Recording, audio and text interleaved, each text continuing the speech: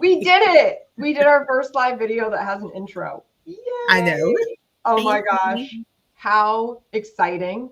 Hey y'all, we're hoping you're going to be joining us here live for the Ho show for Holiday Hotline and Hot Seat with Allie and Kameka with the right place, right time. So I am an award-winning author and international book coach and ghostwriter. I'm the founder of The Right Place, Right Time, my virtual boutique of all of these wonderful writing services. And Kameka, my dear, dear friend and team member, is here with me to host this week's live show. Kameka, hi, honey. Hello. Thank you, Mary. Hey, Mary. Hey, Tony. Thanks for joining us. We're super, super pumped. Oh, and Christy is here. Happy holidays, everyone. Can I just say to you all that Kameka and we love Christmas. I don't know if you could tell. Yes. We love it so much. We're even wearing headgear, though. The backgrounds are doing like weird, like you can't really see what we've got on the top of our head. So here's the truth. The last few years, Kameka and I have done a live show, and it was called 5 Days of Giveaways, 12 Days of Giveaways, and it was always a live show where we wanted to give stuff away. Nobody was coming, even though we were having one heck of a good time. So we have revamped the show for this year to be the Ho show with a holiday angle, of course, but more slanted towards the aspiring author or publishing professionals. And that's where the hotline and hot seat segments of the show come in, where on the hotline, we've got on-air coaching that's going to happen with those who are live with us in the comments. And hot seat is going to be you asking me questions or Kameka asking me your questions, I should say, and putting me in the hot seat. I don't know what the questions are. I haven't seen them. I haven't practiced answers, nothing. Like they're just flying at me in real time. Kameka, before we get into our holiday segment, you want to let the folks know what you do? What's your magic behind the scenes at TWPRT? Sure. Well, I have my own business called Let Me Assist You, LLC. And I'm a virtual assistant or an online business manager. And what I do with TWPRT is I do a lot of project management.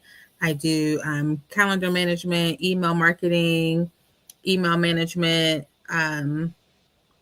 client communication. I mean, you name it, I'm pretty much have my hand in it. So that's right. I'm all over the place. Oh my gosh. All right. You're all over the place doing all the things to help me stay sane and grounded. And I so appreciate you. Kameka and I go back a long way, y'all. We met when I was in grad school and working in the women's studies department for my assistantship. Kameka was the administrative assistant there. We've known each other since 2007. So we go back long way. So we know all about our love for Christmas. So here is where we are going to begin. We're going to begin with the holiday segment, which is an activity. Also, Laura says in the comments, who can miss a show called Ho? I don't know who can miss a show called Ho. They're missing out. And for a minute there, I thought I was going to rhyme again, and it was going to be like a Dr. Seuss book. The holiday version. Okay, so for our first holiday activity, before we jump into Hotline or Hot Seat, we are going to close our eyes and we are going to draw something Christmas related without looking. And then we are going to reveal it to each other for the other person to guess what we have drawn. All right, Kameka, are you ready? I'm ready. Are you ready? Do you already have picked out what you're going to draw? Yeah, there's a couple things floating around. There's a couple things floating around. All right. Okay. She's not really sure what she's going to go with. Okay. So markers at the ready. All right. Paper at the ready. All right. Eyes closed. Okay. Let's do it.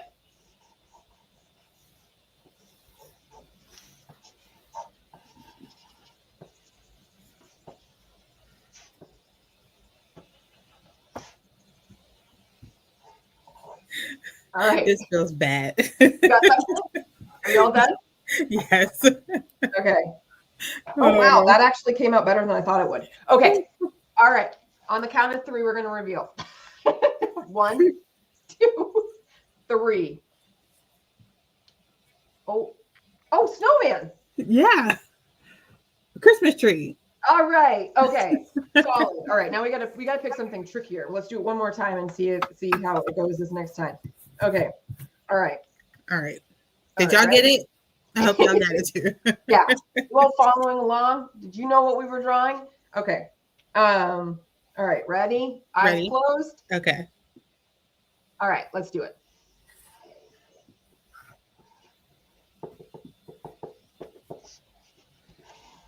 I'm kind of worried I'm going to draw on my desk.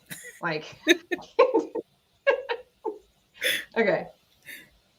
I'm done. All right. Mine Me was too. simple. Okay. Reveal. Uh-oh. You lost me and everything. A mug of steaming hot cocoa. Yes. All right. Yeah, Kameka and I spent last year talking about all the different ways that you can make hot chocolate. And was it hot chocolate or eggnog? Hot chocolate. It was hot chocolate and eggnog, you told me. Hot chocolate and eggnog together, but then with Nutella, right? No. Oh, well, I think we should add Nutella this year. Okay, this is mine.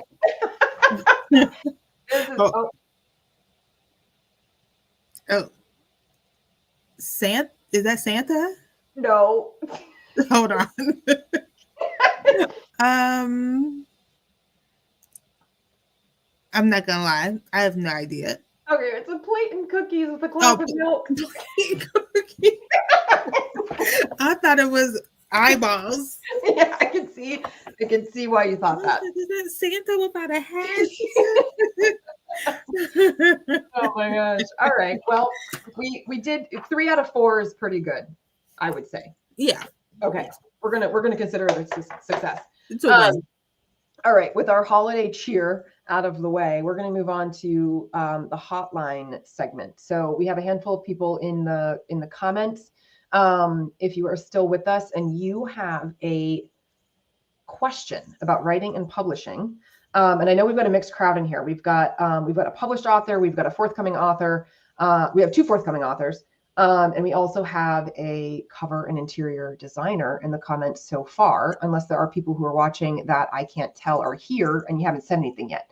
But for my folks in the comments, what do you want to know? What's a question that is pressing about writing and publishing that we can answer for you live on air for the Ho Show?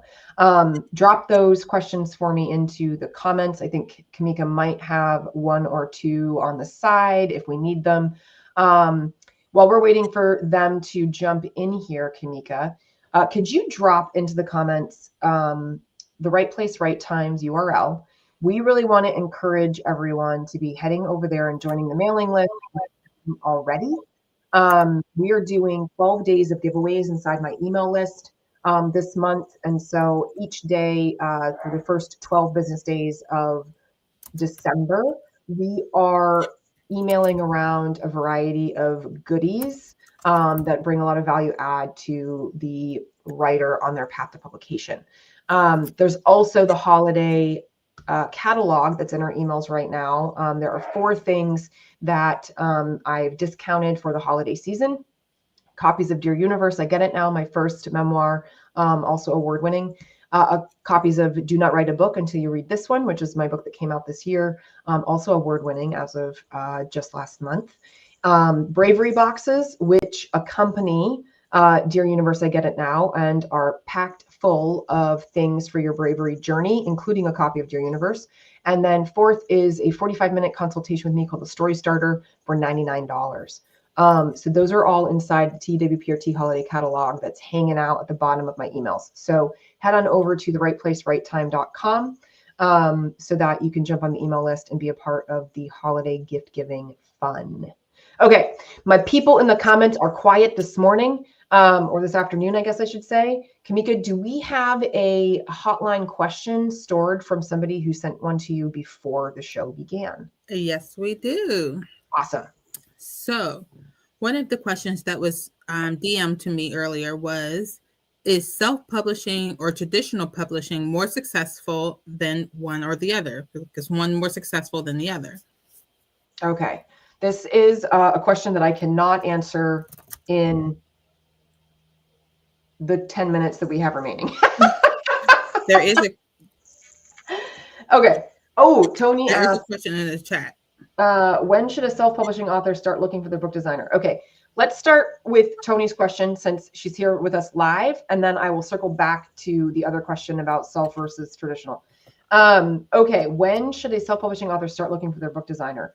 I would say they should start looking for their book designer once they have a solid understanding of what their book is truly about and the vision that they have for the book's brand. So let me break that down into a couple of pieces. Notice how I didn't say month 3 or week 16. Okay. Everybody's journey is different. The amount of time it takes to develop a manuscript is different for everyone. So really what you're looking for is a milestone of clarity, not necessarily a milestone of a specific date or month trajectory in your process.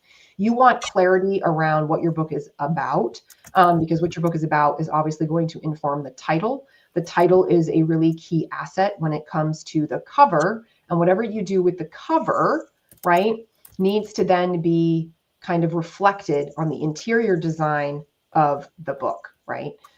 Really great book designers are going to use aspects and elements from your cover design, font choices perhaps, or graphics or icons, to then make the inside of your book sing and look gorgeous and really cohesive. So your chapter title headings might have the same font choice. So you want to know clearly, okay, what you're actually doing with your book and who you're talking to and what it's about, so you can start thinking about titling. Titling then helps with cover design choice, but then also knowing what you're talking about, who you're talking to, the problem that you're solving, as well as the voice that you're using within that piece of work, also starts to develop a brand for the book. How are you coming across in what you're saying? Are you being cheeky? Are you being super professional? Are you, and then from there, it's like, okay, well, if you're being a little cheeky, you probably want your cover to be a little bit irreverent, maybe. If you're being super professional, maybe you want a clean, modern look that goes alongside the professionalism that you're trying to reach. You can also be cheeky and professional at the same time. Okay, so I'm not saying that you can only be one or the other, but you're going to understand tone when you are further along in your manuscript development. You need to have all these elements understanding so that when you get a book designer on the hook and they start asking you things like, tell me about your book and what is the title and what are you trying to go for and what do you envision, you have a sense of these pieces that you can share with them that are going to help them generate ideas. I think a lot of designers are going to ask you, what are you envisioning for your cover? Do you have any ideas already? Are there colors that you like? Are there other book covers that you like the looks of? You're going to want to come to the conversation with some of those answers to help them do their job. But don't come with too many ideas, folks, because that's their job. Their genius is bringing their creativity and imagination around design to the table and meeting you halfway. So get clear and then start shopping. Now, Tony, you say that sooner than I thought. Here's my thing. Not all cover designers or book designers are created equal. You want time to get on to calls with them, interview them, vet them, look through their portfolios, perhaps look at other designs that they've done, narrow it down, maybe go back and have a second conversation, perhaps look at their contracts, right? Really understand that they're the right feel and fit for you. So I think, you want a longer runway because you don't want to get to the time where you're ready to call in a designer and then have no options or don't know who you want to work with and who's really aligned with your mission. So how about that? Very long-winded answer to that question, but a great question. Okay, Christy asks, in a memoir, should you get written permission from people if you use their real names? I don't think it hurts. If you're not saying anything horrible about them, I would love to say that they're just going to be fine being in your book and having their real name used. But it's always a courteous thing to do by going to them and saying, hey, I've written a book and I put you in it. It's all well and good, but I'd like to know if you'd like your name changed. The other step that you can take is to say, if you would like to see the pages where you appear, I can send those to you. So not just getting permission for you to use their real names, but also getting permission for you to have written about them, I guess, generally speaking. Now, even if they don't give you permission, right, doesn't mean that you have to change your book, doesn't mean that you don't write about them necessarily, but at least you have gone above and beyond to make them as comfortable as possible in being included. This is for people that you already know, like, and trust, who you've painted in a positive light. Okay. People that you're not speaking to, you're estranged from, or unsafe, unwell, you've got a lot of history with, are the villain of the story and the whole point. I would have a separate answer for them, and it's a little bit more nuanced. But for people whom you know, like, and trust, are still kind of in your circle, know that you're writing a book, probably are going to be flattered that you're writing about them or that they're included, but it might be nice for them to see what you've said before it gets published. And it might be nice for them to have the choice as to whether or not their real name is used. Now, when I did this for Dear Universe, I get it now. I didn't do like a legally binding contract, but I did like a kind of a one-page document that was written consent for me to use their name, just to be, safe. And, better to be safe than sorry. Kameka, actually, you were a reader of Dear Universe. Did I send you one of those permission slips? Yes. Yeah.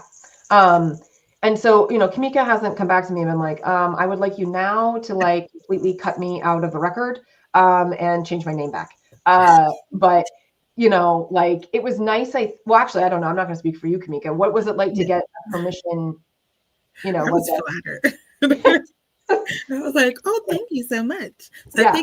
I think if it's in a good light, most people will be flattered. I mean, who doesn't want to be written in someone's book? Let's be realistic. If it's in the bad light, of course, maybe change their name. That would be my advice, but I'm not the author here. Yeah. When it starts to become that you're pulling in real people who have committed a crime, or been a traumatic person in your life for any variety of reasons, you want to be honest about what you're saying about them, but you also need to walk that fine line where defamation and slander come in, and you want to be definitely legally safe from that perspective.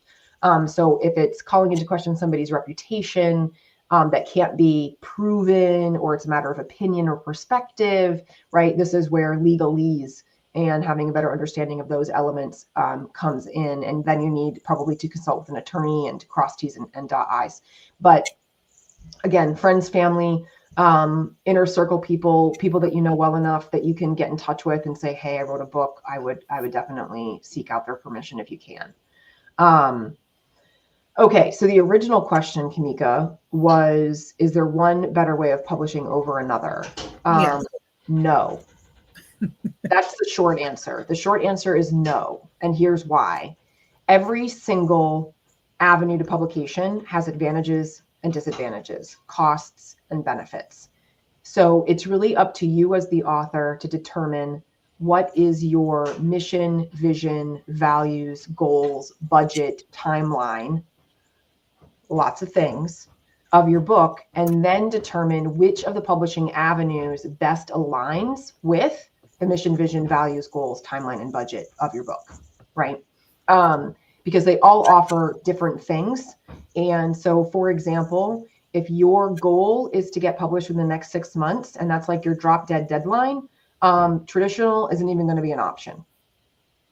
Because it could take you 6 months or more to even get representation before they even begin shopping the book. And that's if the book is well enough developed that they're ready to shop it, right? So you really need to determine as the author, what are you ultimately trying to do with this book, and then choose your publishing path according to those things. It's not enough to just be like, well, traditional is the right way, or self-publishing is the easy way, or hybrid is the expensive way. You can't just give these one-word qualifiers to the avenues and then pick a lane arbitrarily because one is quote unquote right or better. All right. We have another question in the comments from Laura. Is it normal to feel a sense of tiredness after publishing a book? Not physically, but emotionally. Feeling very drained on so many levels after promoting my book for so many months prior to publishing that I'm struggling being as energetic now that it's out there. I never expected to feel this way. Oh, love. Yes. I'm still tired. That was 2020. Okay.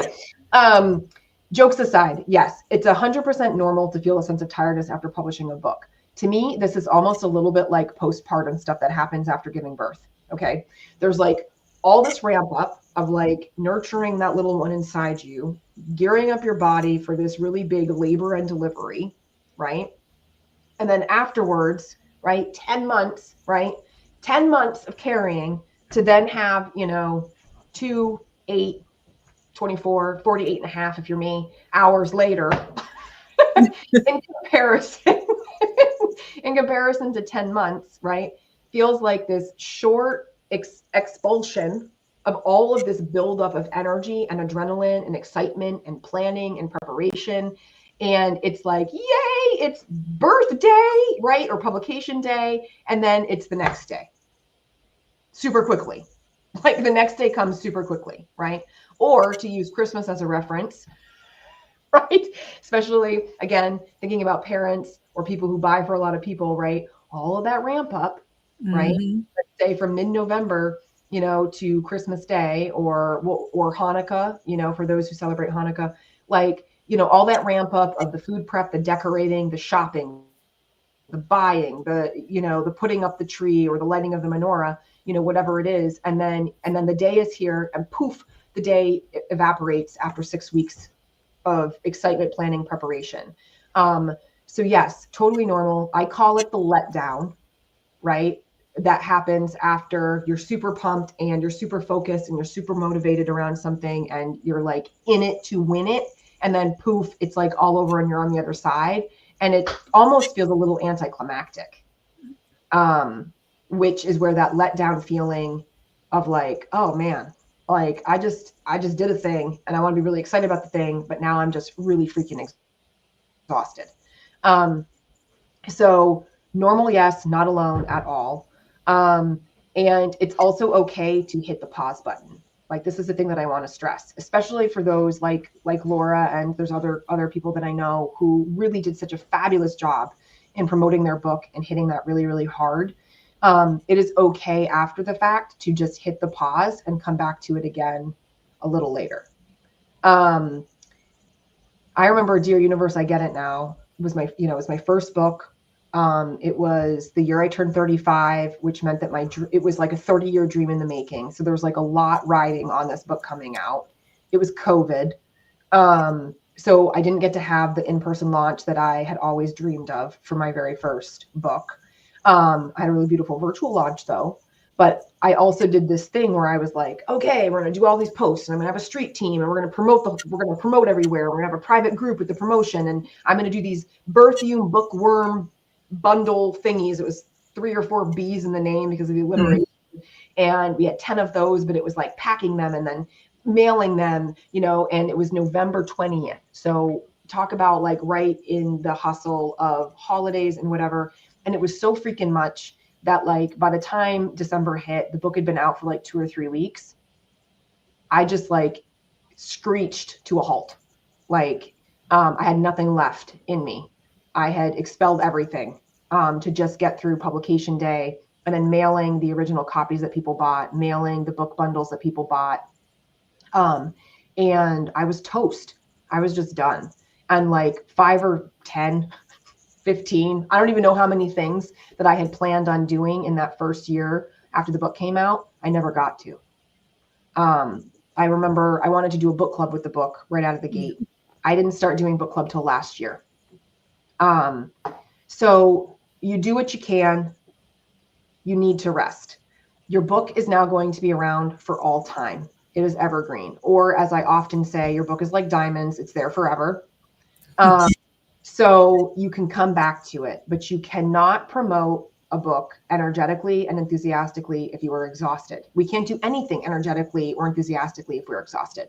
So rest, take the pressure off yourself, give yourself grace, post a little less, promote a little less until you feel rejuvenated and you want to come back to it. But most of all, don't think that you're abnormal. Totally. Very true. Good advice. Yeah. Okay. With the few remaining moments, we are now moving in to the hot seat portion. Now, I will encourage the audience that is here with us live with your fabulous questions. If you would like to participate and put me in the hot seat, you may ask more questions. We do have some prepared. You can ask questions about me personally. You can ask questions about my business, about my books, almost anything. There's only a couple of topics that I won't go into, but I will tell you if I won't answer them. So folks in the chat, think about if there's a hot seat question you want to ask. Kameka, why don't we pull one from your list? Sure. This one came from LinkedIn. How did you come up with the name The Right Place, Right Time? This is a great question. And I do have an answer for this only because, not because I knew this question beforehand, but because I remember this very, very clearly. So I was in my living room in my condo in the fall of 2018. Ironically, Dear Universe came out in November. I also formed my LLC in November. So November of 2020, Dear Universe, it came out, but November of 2018 was when I formed my LLC. And just prior to that, my parents came over. I shared with them my business plan. I let them know that I was going to be walking out of my day job, my 9-to-5.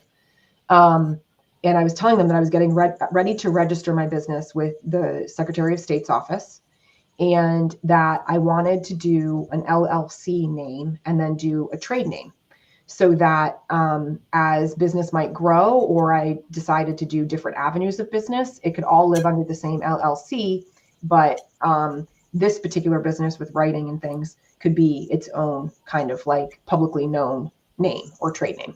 So the LLC part was easy. My dad actually ended up suggesting that it be called We Create LLC, so that any avenue that I chose to go down, knowing that I would probably likely be in creative pursuits from here on out, could fall underneath this LLC. But the DBA, which is the right place, right time, that one came to me because I knew I wanted to indicate writing in the title. So the first write, WRITE. Place came in because I really wanted people to feel like they were coming somewhere that mattered. I didn't want it to be school. I didn't want it to be agency because I wasn't more than one person at that time. I mean, I'm still not from a service perspective, but I have multiple people working behind the scenes with me.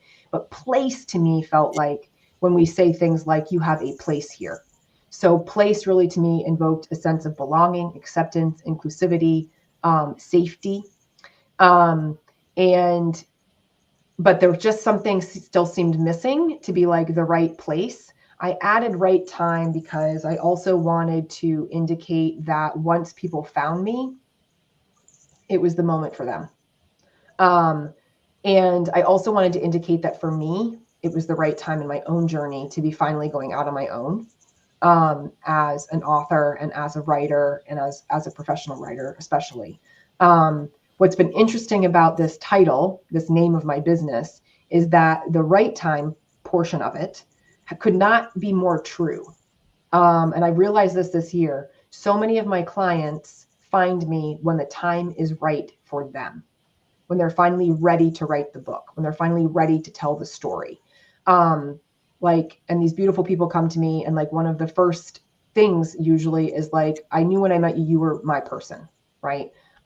Or I knew that I was ready when X, Y, or Z. So there's this like timing aspect, this beautiful, intuitive kind of higher power kind of thing that's happening in my business. So the right time portion, the original intention behind it has proven to be true. It's beautiful. Yeah. It's beautiful. Okay, let's see if we can squeeze in one more. What is the hardest thing you've had to do with a client? Fire them. Ouch. Okay, to be fair, this was an early iteration of my business. I have not fired any of my author clients since going all in on book coaching and ghostwriting.